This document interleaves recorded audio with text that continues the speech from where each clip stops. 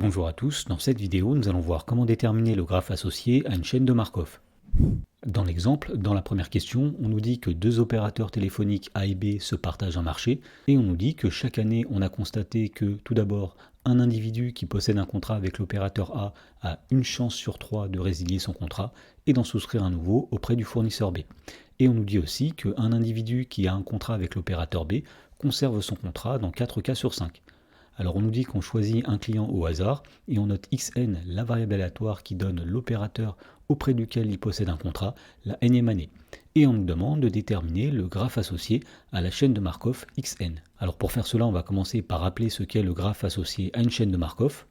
Alors le graphe associé à une chaîne de Markov xn, c'est le graphe probabiliste dont les sommets sont les états de cette chaîne de Markov et qui est tel que l'arc reliant deux sommets i et j est pondéré par la probabilité de passer de l'état I à l'état J. Alors voyons comment utiliser ceci pour déterminer le graphe de la première question. Donc tout d'abord on remarque ici que la chaîne de Markov possède deux états qui sont A et B, donc son graphe associé sera un graphe à deux sommets.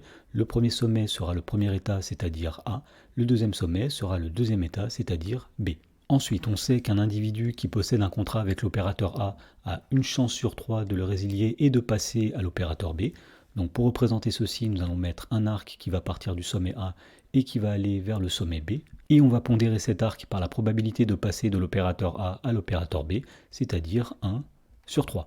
Alors si une personne qui a un contrat avec l'opérateur A une chance sur 3 de passer à l'opérateur B, cette personne aura 2 chances sur 3 de rester avec l'opérateur A. Et donc pour représenter ceci, nous allons mettre un arc qui va du sommet A vers le sommet A.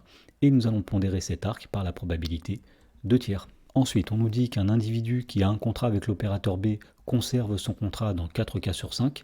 Donc pour représenter ceci, nous allons mettre un arc qui va du sommet B vers le sommet B et nous allons pondérer cet arc par la probabilité 4 sur 5. Donc si une personne qui a un contrat avec l'opérateur B garde son contrat dans 4 cas sur 5, cela veut dire que cette personne va changer de contrat dans 1 cas sur 5. Et donc pour représenter ceci, nous allons mettre un arc qui va du sommet B vers le sommet A et nous allons pondérer cet arc par la probabilité 1/5. Voilà, et donc le graphe que nous avons obtenu ici est bien le graphe associé à la chaîne de Markov xn. Dans la question numéro 2, on nous dit que lors d'une épidémie dans une population, on distingue 3 catégories de personnes: les personnes saines qu'on note grand S, les personnes malades qu'on note grand M, et les personnes qui ont eu la maladie et ont guéri qu'on appelle personnes immunisées qu'on note grand I. Alors des observations ont montré que chaque semaine, tout d'abord 80% des individus malades guérissent et deviennent immunisés, 30% des individus sains tombent malades, 25% des individus sains se font vacciner et deviennent immunisés, et enfin 15% des individus immunisés perdent leur immunité et deviennent seulement sains.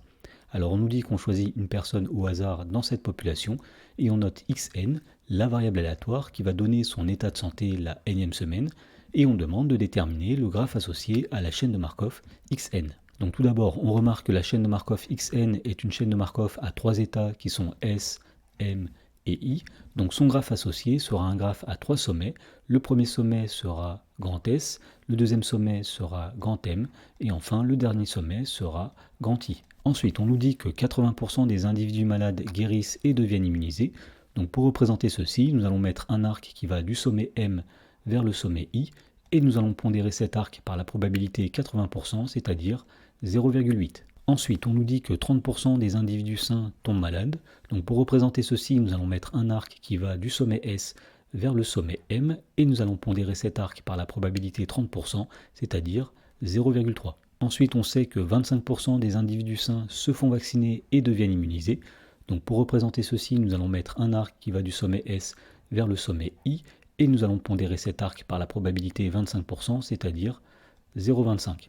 Et enfin, on sait que 15% des individus immunisés perdent leur immunité et redeviennent seulement sains. Donc pour représenter ceci, nous allons mettre un arc qui va du sommet I vers le sommet S, et nous allons pondérer cet arc par la probabilité 15%, c'est-à-dire 0,15. Alors le graphe que nous avons obtenu ici n'est pas encore le graphe associé à la chaîne de Markov xn, puisqu'un graphe associé à une chaîne de Markov, c'est en particulier un graphe probabiliste. Et dans un graphe probabiliste, la somme des probabilités associées aux arcs qui partent d'un même sommet doit être égale à 1.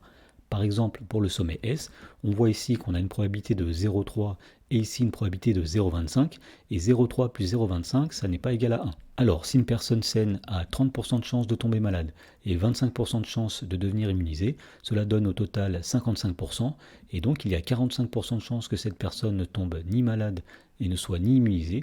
Autrement dit, cette personne a 45% de chance de rester tout simplement saine. Et donc pour représenter ceci, nous allons mettre un arc qui va du sommet S vers le sommet S, que nous allons pondérer par la probabilité 0,45. Ensuite, si une personne est malade, on sait qu'elle a 80% de chance de devenir immunisée. Alors si une personne est malade, elle ne va pas devenir saine, puisque avant de devenir sain, il faut forcément être immunisé. Donc dans ce cas-là, si une personne est malade et qu'elle ne devient pas immunisée, cela veut dire qu'elle reste malade.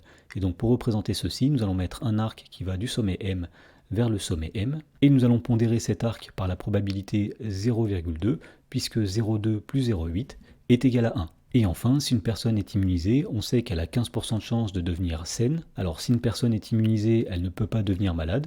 Donc si elle ne devient pas saine, c'est qu'elle reste immunisée.